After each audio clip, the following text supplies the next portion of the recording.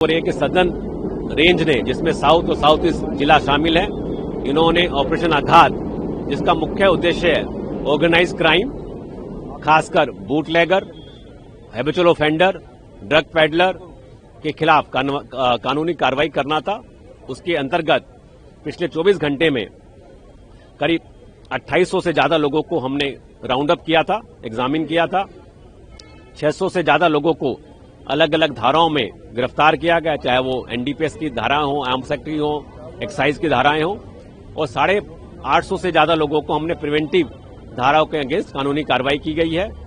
हमें सबसे बड़ी सफलता बीसी हैबिचुअल ऑफेंडर है उनके खिलाफ मिली है। 155 हैबिचुअल ऑफेंडर या बीसी उनके खिलाफ हमने कानूनी कार्रवाई की है। उनको अलग अलग धाराओं के अंदर हिरासत में लिया गया है। आर्म्स एक्ट के अंदर हमने 24 कंट्रीमेड पिस्टल्स और 44 हमने नाइफ्स रिकवर किए गए हैं। साथ ही साथ 30 लाइव राउंड भी हमें उनसे मिले हैं। करीब 22,000 से ज्यादा शराब के क्वार्टर्स, हमने इलीगल क्वार्टर्स पकड़े हैं। 60 से ज्यादा बूटलेगर इस दौरान गिरफ्तार हुए हैं। इसके साथ साथ करीब 70 लोगों के खिलाफ पब्लिक गैम्बलिंग एक्ट में भी कार्रवाई की गई है। करीब 2.5 लाख उनसे गैम्बलिंग अमाउंट, बेटिंग अमाउंट भी रिकवर हुई है। इसके साथ साथ ड्रिंकिंग इन पब्लिक प्लेस, जो पब्लिक प्लेस में शराब पीते हैं उनके खिलाफ अभियान चलाया गया था। 350 से ज्यादा लोगों को ड्रिंकिंग इन पब्लिक प्लेस के अंतर्गत कानूनी कार्रवाई की गई। मकसद ये था कि लोगों में सुरक्षा का भावना व्याप्त हो और क्रिमिनल एलिमेंट जो हैं, खासकर हैबिचुअल ऑफेंडर, प्रॉपर्टी ऑफेंडर, उनमें भय हो कि पुलिस चार चौबंद है, उनके पीछे लगी है, उनकी जानकारी उनके पास है।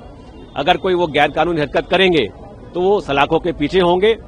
करीब हमने 300 से ज्यादा मोबाइल इस पूरी छापेमारी में भी रिकवर किए गए हैं।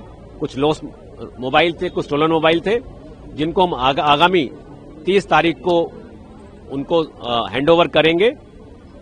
तो मकसद यही था, क्रिमिनल के मन में भय हो, उनको रहे कि पुलिस उनके पीछे है, और आम शहरी को अमन चैन का एहसास हो, सुरक्षा की भावना उनमें व्याप्त हो। और नए साल पर मैं आपके माध्यम से संदेश देना चाहूंगा, सभी लोग नए साल को सेलिब्रेट करें, अच्छे तरीके से करें, बट ड्रंकन ड्राइविंग से बचें, छेड़खानी से बचें, हुड़दंगबाजी से बचें। दिल्ली पुलिस ने नए साल पर सुरक्षा के व्यापक इंतजाम किए हैं। अलग अलग इलाकों में, अलग अलग रोड पर ट्रैफिक के साथ मिलकर एंटी ड्रंकन ड्राइविंग अभियान चलाया जाएगा। जो भी शराब पी के गाड़ी चलाएगा उसके खिलाफ कानूनी कार्रवाई की जाएगी।